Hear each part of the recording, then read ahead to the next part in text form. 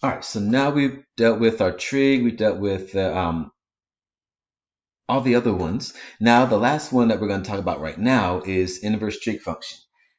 So with that, we have our inverse trig function formulas here. And so hopefully you guys remember that part when it came to derivatives. Because again, we're going backwards. So now we're dealing with the actual answers here, derivatives. And remember the dx means that we found this is the derivative of it. So we're finding going backwards. That means we're going to do sine inverse for this part. Remember, only thing that made it the difference between this part here with sine and cosine was the negative sign. Sorry, my mind was not there. So the same thing happened with secant and cosecant and tangent and cotangent. Pretty much the same thing here, but they have the negative in front. So we're going to just deal with these three for right now. So hopefully you guys remember these portions. So again, we're going to go through these. And again, we're going to do the integration. And hopefully you still remember how to find your inverse trig functions and all that great stuff. All right, so here we're going to go ahead with this part, move that 2 in front because all of our functions here have like ones on top. Like ones on top there. So here we're going to move this 2 in front because that's our constant multiple. So I'm going to just rewrite this really quick.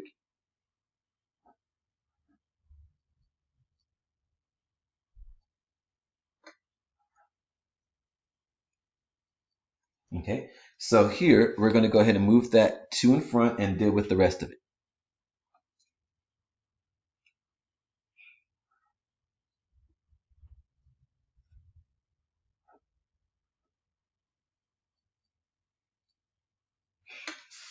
Okay, so we have this going. And then we know that 1 over the square root of 1 minus x squared, according to what we did here. Sorry, what we did here. Sorry. That is sine inverse. So here we're dealing with 2 times sine inverse. Oh, my pen is running up. Of x. And again, we have not dealt with the integrating part, the endpoints, the limits. So we have the limits from negative 1 half to positive 1. All right. So again, we're going to substitute the 1 in there. We substitute 1 half in there, and then go from there.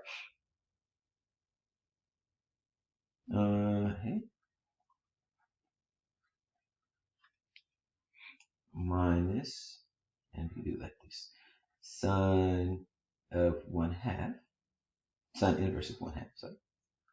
And just a quick reminder here, we're talking about angles. So when we have inverses, we're talking about angles. So technically, we can say alpha, A, whatever. Doesn't really matter here. That means we're going to do sine theta equals 1. So in other words, remember the inverse, sine and inverse cancel each other out. So did the sine of both sides here. Just as a refresher for those that don't remember what just happened here. And your sine and your sine inverse cancel each other out. So they're inverse of each other. And so we're left with just 1. And so here we have sine alpha of 1. And you have to remember, when it comes to our sine function or sine inverse function, we're looking at values that are between negative pi over 2 and pi over 2. So for this function here, the values that are sine is equal to 1 between negative pi over 2 and positive pi over 2 is at pi over 2. And remember, it's equal to sign there. So, sorry, didn't write it there. So this part here, so it's equal to, so it means pi over 2 is where sine is equal to 1. So here, sine, so theta equals pi over 2. So sorry, alpha, not theta. Alpha equals pi over 2. So here, this portion here is pi over 2. All right, then we come over here for the second part. Here. Oh, you can't see it. Let's turn you over. This way. Oh, all these things keep popping up. Sorry about that, guys. All right, so here again, we're going to do the alpha. Let's do theta this time.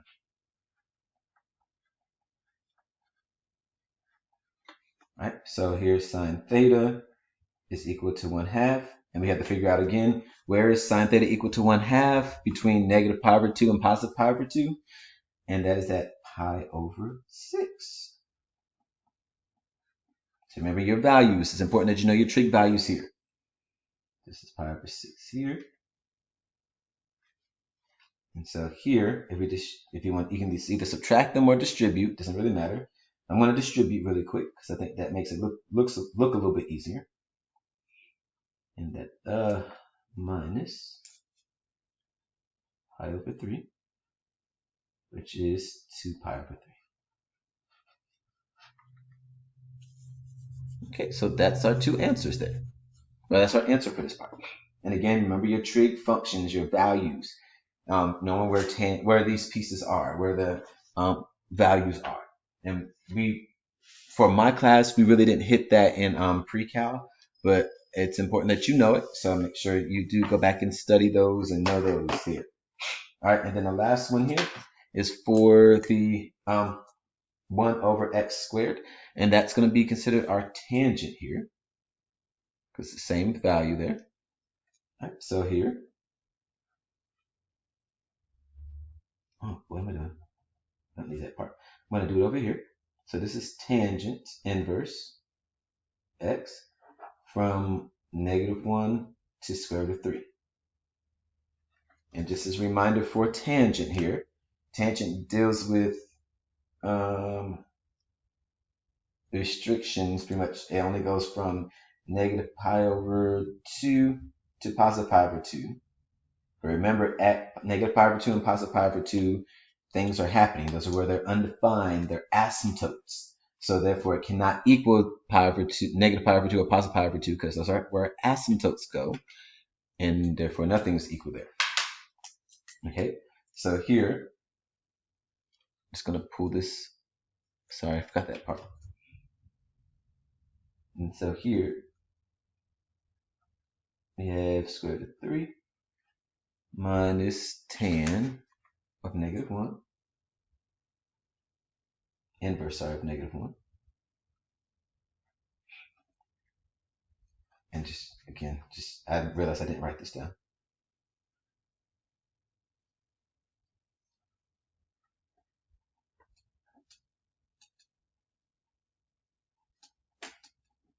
So sorry for that. I meant to write that down earlier, a few seconds ago.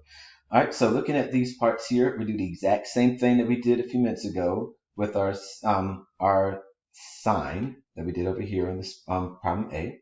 So here, the tangent, where tangent theta is, tangent inverse is square root of 3, that is going to be at pi over 3. And where tangent is actually -1, that is pi over 4. Sorry, negative pi over 4. All right, so here we're going to go and simplify this down. So again, this is going to remind you have to know your trig values for this. This is the important portion of it. Know your trig values. And then we can combine them, get common denominators and all that good stuff. So common denominator would be 12. So that would be 4 pi over 12. And this would be 3 pi over 12. So that would be 7 pi over 12. Bang. And that's it. That's all that she wrote, 7 pi over 12.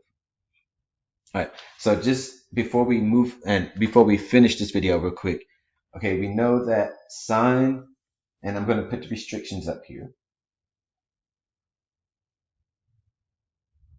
So restrictions for sine inverse, just a reminder here, it's between negative pi over 2 and positive pi over 2. So these are the values that we're looking for when it comes to sine inverse, and they're equal to, less than or equal to. For tangent, it's between negative pi over 2 and positive pi over 2. But again, cannot be negative pi over 2 or positive pi over 2 because that's where asymptotes are. Asymptotes are happening at these points. That's why they're not equal to. So sine is the only one that has equal to on there. And then when it comes to secant, that's the one that's going to be from 0 to pi.